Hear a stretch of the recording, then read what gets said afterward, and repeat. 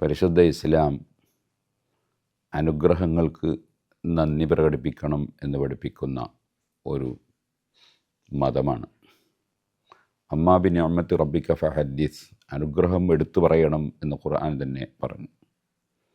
ദുഃഖങ്ങൾ പ്രകടിപ്പിക്കാൻ പാടില്ലെന്നാണ് ഇസ്ലാമിക തത്വം.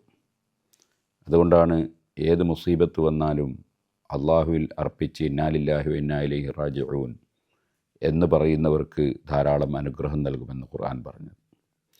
മൂസാ നബി അലൈഹി സ്വലാത്തു വസ്സലാമിനെയും കൂടെയുള്ളവരെയും ഫിർഔനിൻ്റെ മർദ്ദനങ്ങളിൽ നിന്ന് രക്ഷപ്പെടുത്തിയ ദിനം, അതാണ് ആശൂറ.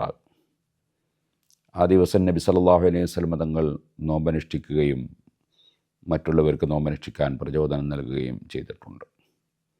ജൂതന്മാരും അതേ ദിവസം നോമ്പനുഷ്ഠിക്കുന്നു എന്നതിനാൽ മുഹറം 9 കൂടി നോമ്പ് സുന്നത്താക്കി അവരുമായി ആശയപ്പൊരുത്തമില്ല എന്നത് പ്രകടിപ്പിക്കുന്നുണ്ട്.